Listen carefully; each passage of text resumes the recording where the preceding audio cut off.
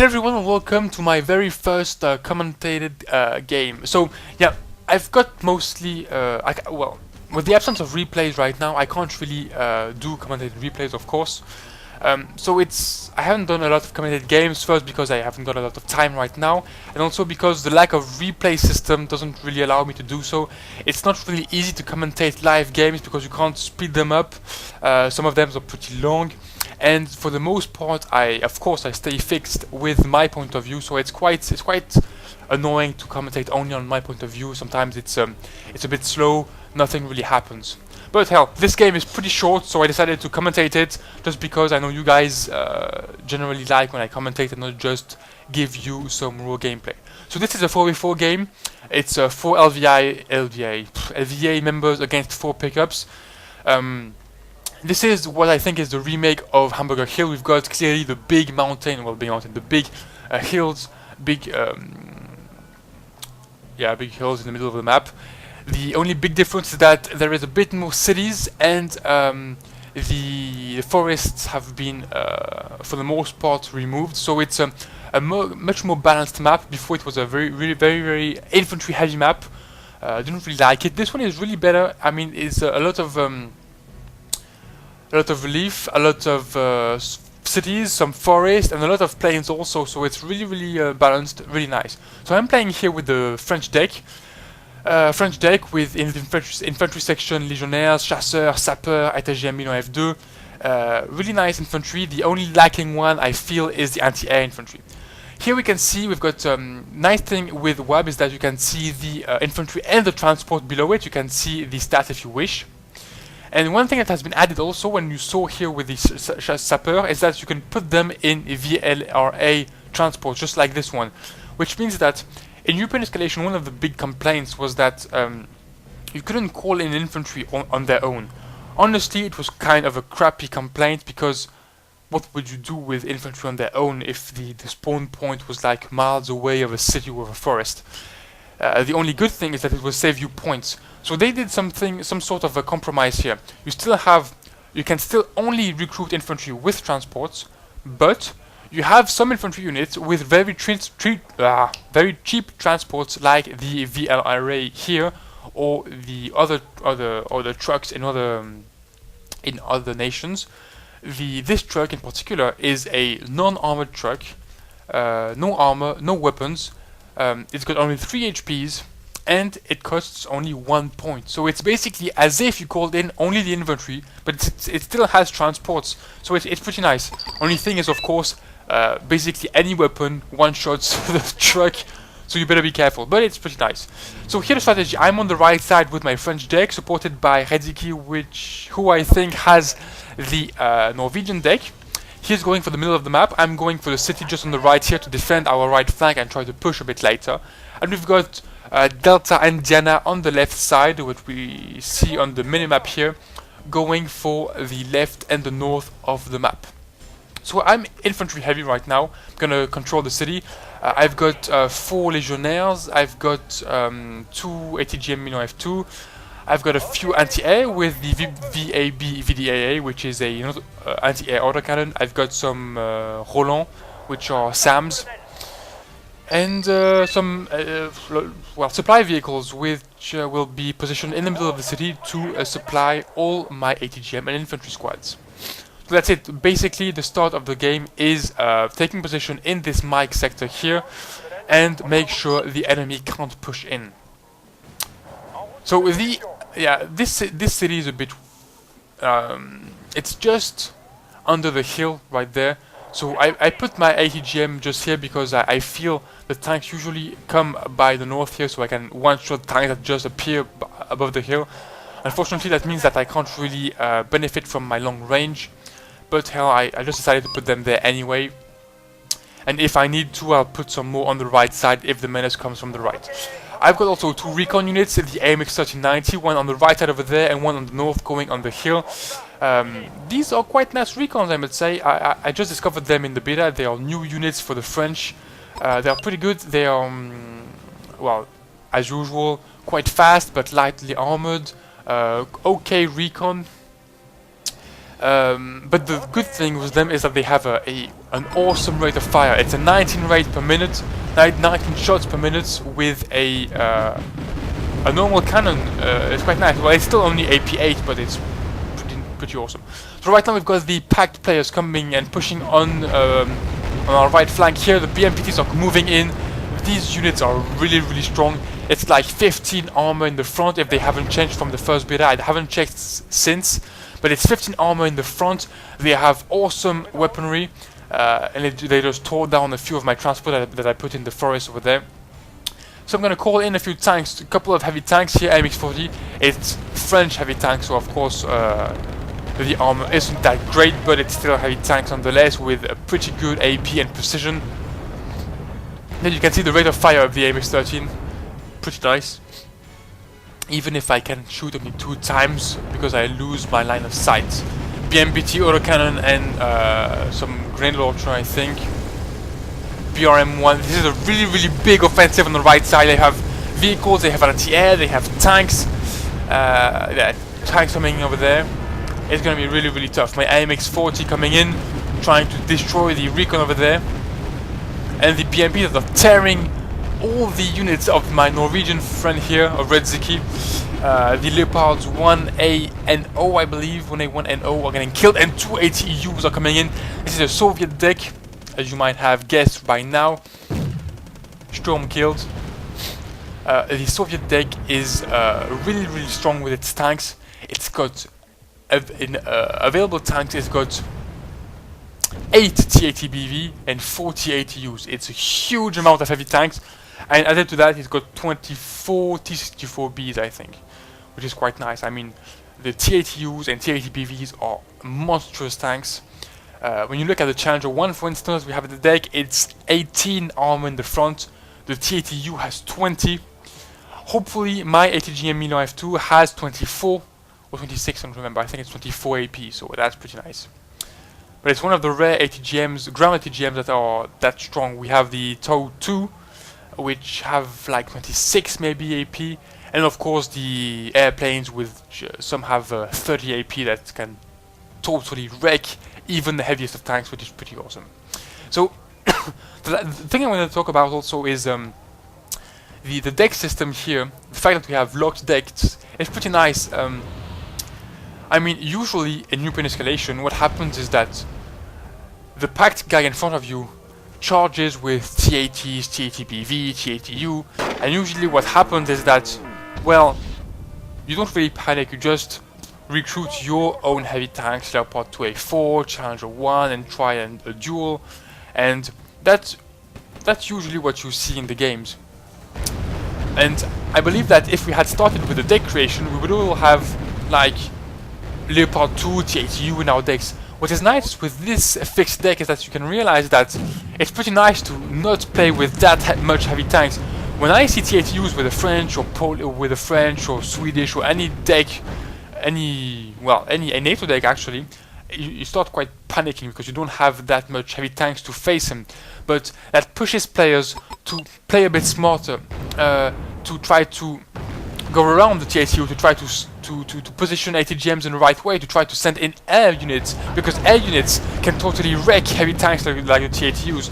So it's really nice. It puts a bit of pressure on the players and pushes them to really try different tactics. And yeah, I think it's quite good. Of course, to be able to take the units you want in your next decks, and well, yeah, globally you'll be able to play as you want, but it's pretty nice to have fixed decks in the beta for now, and I believe the deck creation system will come in quite shortly. So for now, we have more or less held the flank, but BMP2Ds are still coming in. My MX-30 with its huge rate of fire is still shooting. There's one BMP2D against 3 MX-32B2, sorry. But it's still a hot position here. Motostralki and more BMP2Ds are coming. The T-34Bs are coming in, but are getting totally wrecked by my ATGM Milo F2 here. I'm moving on the hill on the right to try to take them on their flank. And my allies units are coming in. I lose the line of sight, so I move a bit over there. No, well, I finally decide to pull back, which is better. I'm totally panicked. I don't really shoot as well when I'm panicked. I have a crappy rate of fire when panicked, so it's better to pull back and wait until my units are better. One more ATGM shot, and one more hit on the flank of the tank. Yeah, ATGM units in the city are pretty good. It's quite hard to dislodge them if you don't use smoke, but if you have artillery, just pop one or two smoke screens, send in some infantry, some tanks, and you shoot at them at point blank range, and you just slaughter them. So it's still okay. I mean, the game is really balanced. I think airplanes can wreck ground units, but if you've got enough interceptors or anti-air, you can just destroy the planes. Heavy tanks just wreck everything on the ground, but if you got one or two nice ATGMs or air units, you can totally destroy them. If you've got ATGMs, the enemy, you can kill pretty much anything, but the enemy can pop one or two smoke screens and they are rendered totally useless. Here, that's an example of cheap transports. The Ural can now transport troops. It's just 1 point and it can transport troops, so it's pretty nice.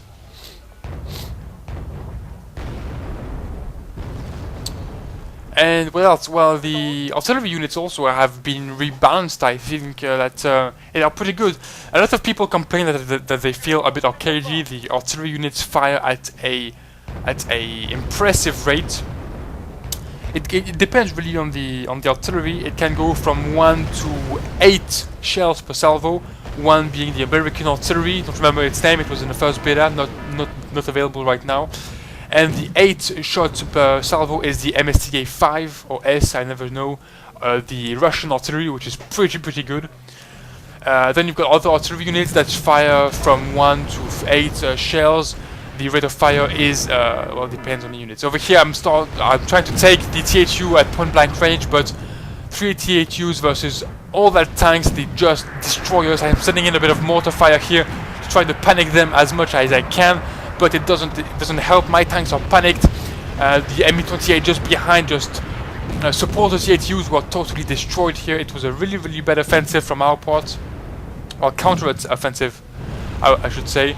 3 THUs on top, 2 TATBVs coming on the right side here. It's impressive tanks. I mean, they just destroyed everything we had.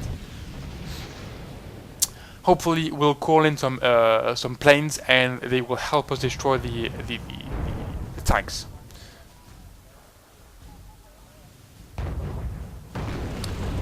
So yeah, all in all, pretty much balanced, I think. Of course, from unit to unit, some units need some tweaking. Nice ATGM on the flank here, 1 BV destroyed and second ATGM going. And the second BV is killed. I love the Milo F2, that it's one of my favorite units in the French deck. And here we go, Starfighter shooting at the THU, and 3 THUs going down to 1. And I think that the helicopter is also killed in the deflagration here. Yep, a bit of lag there. So all in all, it's, yeah, really nice game, pretty well balanced. I mean, as you can see, airplanes can wreck the ground units, but anti-air can wreck airplanes. Heavy tanks can wreck everything, but if you don't really control them, they are totally destroyed by air units, by ATGMs, smoke screen to counter ATGMs.